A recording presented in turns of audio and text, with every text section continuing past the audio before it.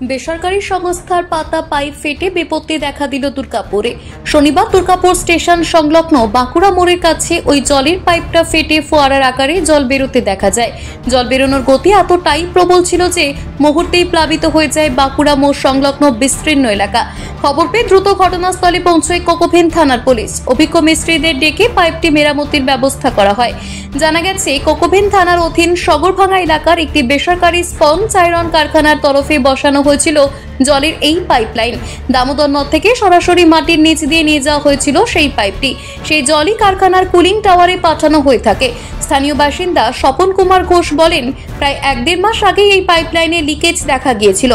কারখানা কর্তৃপক্ষকে বিষয় অবহিত করা সত্ত্বেও কোনো ব্যবস্থা নেওয়া হয়নি। সেই ছোট লিকেজ থেকেই আজ পাইপে বড় বিস্ফোরণ ঘটে, ফলে পুরো এলাকা মুহূর্তেই প্লাবিত হয়ে যায়। সময় মতো পুলিশ এসে পাইপ মেরামতির ব্যবস্থা না করতে বড়সড় দুর্ঘটনা ঘটতে পারত বলে আশঙ্কা প্রকাশ করেন স্বপন বাবু। যদিও জলের পাইপে বিস্ফোরণের বিষয়ে সংশ্লিষ্ট কারখানা কর্তৃপক্ষের তরফে কারোরই কোনো বক্তব্য পাওয়া যায়নি।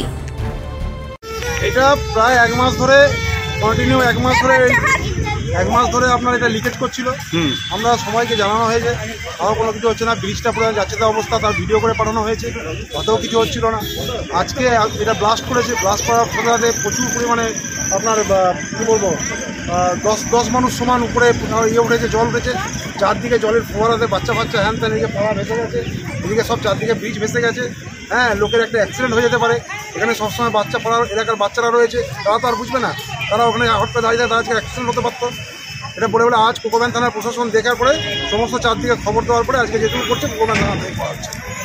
কোকোভেন থানার থেকে অসংখ্য ধন্যবাদ যারা এই কাজটা করে দিয়েছে। জলের এটা এসআরএমবি জলের লাইন, আমরা যা শুনেছি এসআরএমবি জলের লাইন। আজ 1 মাস দীর্ঘ 1 মাস ধরে এই প্রবলেম রাইজ করছি। আজকে এটা ব্লাস্ট হয়ে গেল, বিশাল আকারে আপনার জল উঠেছে। মানে বড় একটা দুর্ঘটনা হয়ে যেত। বড় দুর্ঘটনা মানে আজকে একটা বিশাল বড় প্রাণহানি হতে পারতো। প্লাস এখানে যায় বাচ্চারা ঘোরাফেরা করে, এটা সামনে একটা পার্টি অফিস আছে, বাচ্চারা ঘোরাফেরা করে, এখানে আসে, এলাকার মানুষজন আসে টুকটাক জলের জন্য। জলের প্রবলেম তো আছেই এলাকায়, সেই জলের প্রবলেমের জন্য জল পেরে তারা দৌড়ে আসে। একটা গর্তের মধ্যে ঢুকে গেলে একটা প্রাণহানি হতে পারতো।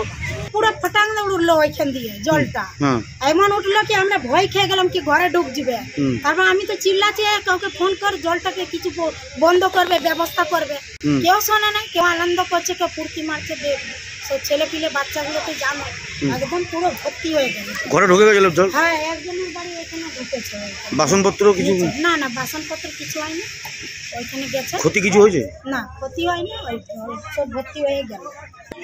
বলছে তো এটা খাবারই জল আছে। এই যে জল বন্ধ হয়েছে, এবার কি কলে জল পাবেন জানি না। ঠান্ডা পানিটা কি এবার পানি ওটা ছিল ঠান্ডায়।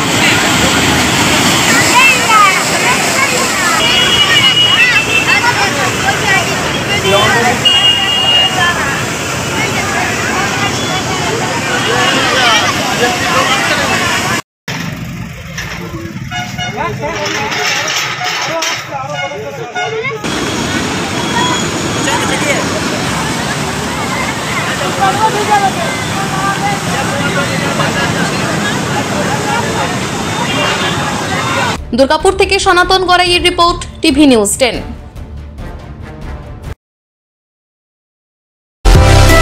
সুলভে সঠিক চিকিৎসার একমাত্র প্রতিষ্ঠান বিবেকানন্দ হসপিটাল। 24 ঘন্টা emergency service, blood bank, trauma care. আপনাদের সেবায় আমরা তৎপর।